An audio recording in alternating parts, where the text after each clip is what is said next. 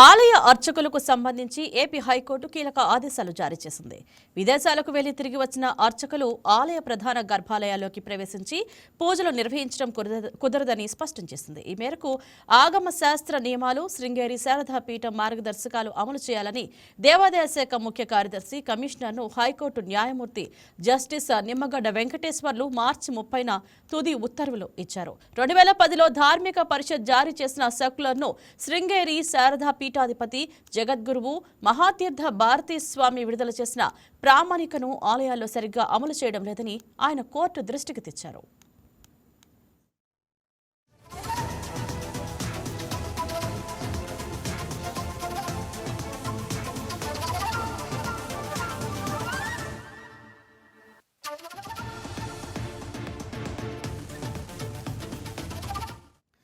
Petitioner తరపు న్యాయవాది KR Srinivas వాదనలు వినిపిస్తూ నిబంధనల ప్రకారం అర్చకులకు విదేశాలకు వెళ్లేందుకు అనుమతి లేదని గుర్తు చేశారు. అత్యవసర పరిస్థితుల్లో వెళ్లినా తిరిగి వచ్చాక నిబంధనల ప్రకారం అర్చకులకు విదేశాలకు వెళ్లేందుకు అనుమతి లేదని గుర్తు చేశారు.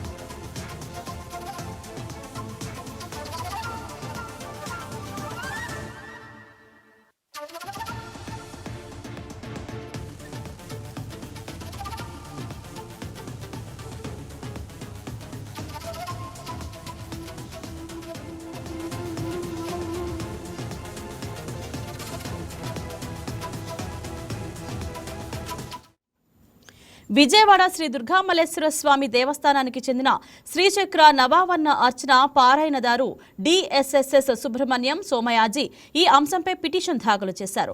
2010లో ధార్మిక పరిషత్తు జారీ చేసిన సర్క్యులర్ను శృంగేరి శారదా పీఠాధిపతి జగద్గురువు మహాతీర్థ భారతీ స్వామి విడుదల చేసిన ప్రామాణికను ఆలయాల్లో సరిగ్గా అమలు చేయడం లేదని ఆయన కోర్టు దృష్టికి తెచ్చారు. పిటిషనర్ తరఫున న్యాయవాది కెఆర్ శ్రీనివాస్ వాదనలు వినిపిస్తూ నిబంధనల ప్రకారం అర్చకులకు విదేశాలకు వెళ్లేందుకు అనుమతి లేదని గుర్తు చేశారు. అత్యవసర పరిస్థితుల్లో వెళ్లినా తిరిగి వచ్చాక గర్భగుడిలో పూజలు చేసే అర్హతను కోల్పోతారని స్పష్టం చేశారు. అలాంటి అర్చకులు కేవలం ఆలయ ప్రాంగణంలో బయట జరిగే వ్రతాలు, ఇతర పూజా కార్యక్రమాల్లో మాత్రమే పాల్గొనవచ్చునని వివరించారు.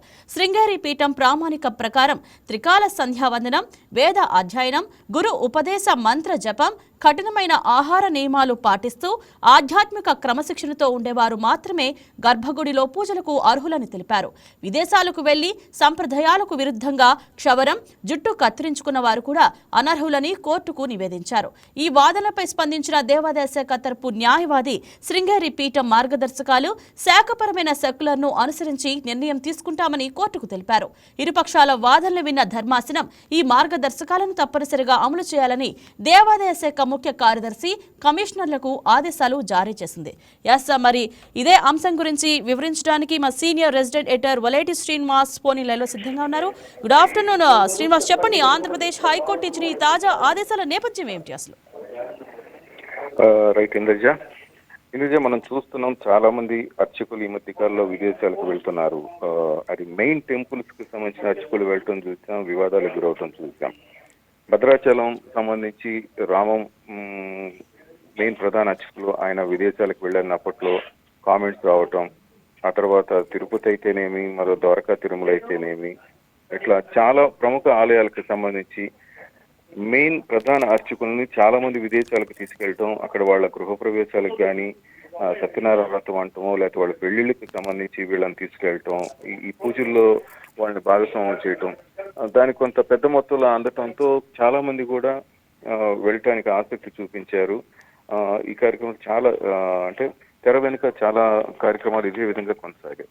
అయితే గర్భగుడిలో దేవతలకి, దేవుడికి అర్చన చేసేవాళ్ళు, పూజా కార్యక్రమాలు చేసేవాళ్ళు ఈ విధంగా విదేశాలకు వెళితే ఇంకా గర్భగుడికి ప్రాముఖ్యత ఏముంటుంది, మన దేవాలయాలకు అంత వాల్యూ ఏముంటుంది, ఇది తప్పు అని ఎప్పటి నుంచో దీని మీద ఒక చర్చ కొనసాగుతున్నది.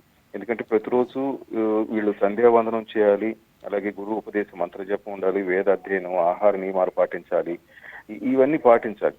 కానీ వీళ్ళు విదేశాలకు వెళ్ళి వేరే చోటకి కొన్ని అపచారాలు చేస్తున్నారు, నియమాలు పాటించట్లేదని ఎప్పటి నుంచో ఈ గొడవ జరుగుతూ ఉంది. అయితే వీళ్ళు వెళ్ళటానికి అసలు అనుమతి లేదని చెప్పారు. అయితే ఎవరైనా వెళ్లాల్సిందంటే మాత్రం అనుమతి ఇవ్వచ్చు. అయితే తిరిగి వాళ్ళు వచ్చిన తర్వాత ఆలయం వెలుపల జరిగే పూజలు, అక్కడ జరిగే వ్రతాలకు మాత్రమే వాళ్ళకి అనుమతి ఇద్దాం, గర్భగుడిలోకి వాళ్ళని ఎటువంటి పరిస్థితుల్లో అనుమతించడానికి లేదు అంటూ భారతీ స్వామి కొన్ని నియమాలు పెట్టడం జరిగింది. ఇప్పుడు వాటిని అమలు చేయాలని చెప్తూ తప్పకుండా సంప్రదాయాలకు విరుద్ధంగా చాలా మంది ఈ విధంగా విదేశాలకు వెళ్తున్నారు.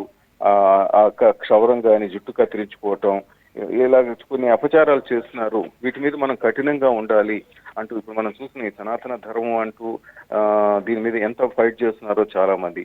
ఈ నేపథ్యంలో ఎవరికి ఇష్టం వచ్చినట్టు వాళ్ళు చేస్తారంటే గుళ్ళ యొక్క ప్రాముఖ్యత తగ్గిపోతుంది, హిందూ ధర్మాలకు వ్యతిరేకంగా చాలా మంది ప్రవర్తిస్తున్నారు. సో ఈ విదేశానం చేసే అర్చకులు ప్రధాన గర్భాలయాల్లో ప్రవేశించి అసలు పూజలు నిర్వహించడానికి వీలేదంటూ ఈ దేవాదాయ శాఖ అంటే ధార్మిక పరిషత్ అయితేనేమి, శృంగేరి శారదాపీఠం జారీ చేసిన మార్గదర్శకాలను అమలు చేయాలని దేవాదాయ శాఖ ముఖ్య కార్యదర్శి కమిషనర్ హైకోర్టును ఆదేశించింది.